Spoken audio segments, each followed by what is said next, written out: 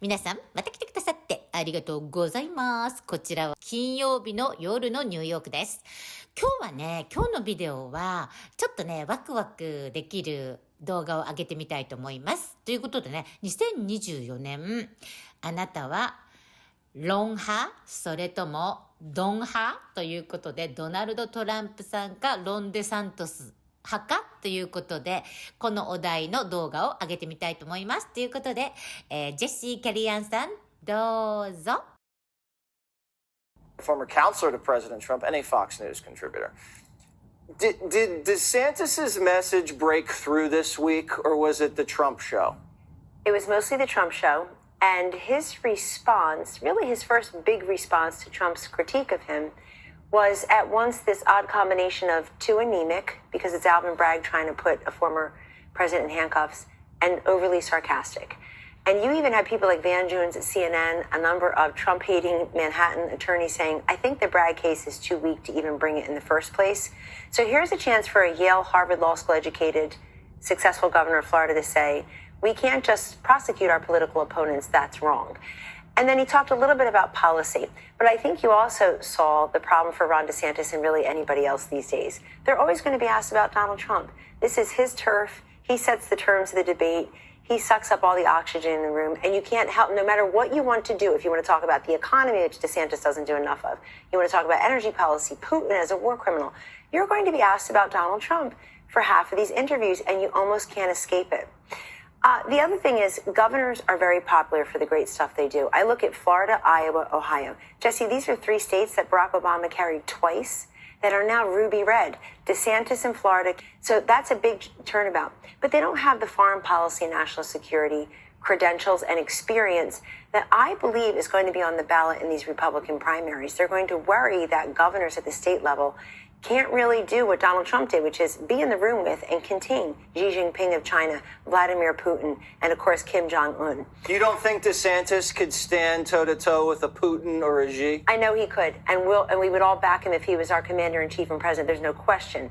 He's the winner there. But getting there, convincing voters that you're ready for that at 44. We hear from voters all the time. I like them both, but one already did the job, and one will do the job in the future. I think Ron DeSantis has a huge future, a huge national future. The question is, did it already start? So the future is so key because he's so young, and he can't antagonize Trump too much because you want the Trump voters, and you don't know Trump could win re-election, and, you know, what are you going to be, the guy in Florida who he hates?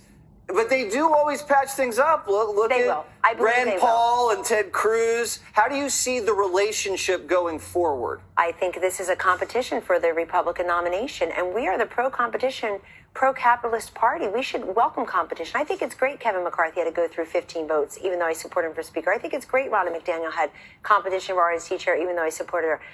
Donald Trump does not want to stand on the debate stage alone. He loves competition. I think the key question for all these Republican candidates is this, Jesse. If you want to stop Trump from being the nominee, you can either run right against him and take him out, or you can refrain from running because if the field gets too crowded, it benefits Donald Trump.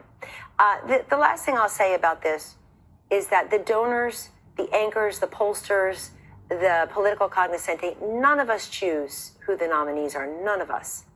The voters do.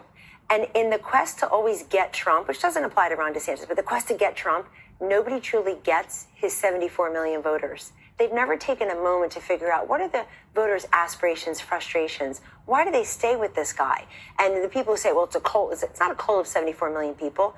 They know he did the job. They know they were financially better off. They felt more secure. They felt everyday life was more affordable. Things were fair.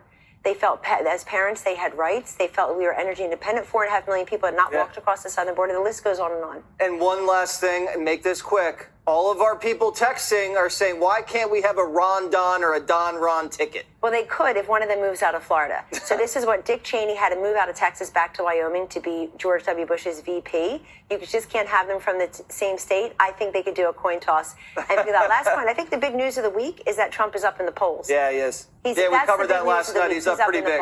All right, Kellyanne Conway, thank you so much. ということで、いかがだったでしょうか。私もね、ずっとね、キャリーアンさん件に200% 同意なんですよ。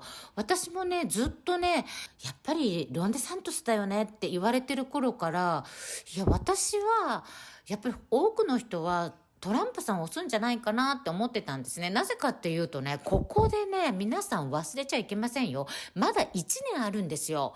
このね、今のとんでもないこの実様が、あと1年で、今めちゃくちゃになってるこのアメリカをさらにぶっ壊しますから、ボロッボロになった24年に、瀕死のアメリカを立て直さないといけないですから、私ね、44歳のこの未来あるロンデサントスさんがやるにはちょっと荷が重いんじゃないかなって思うんですね。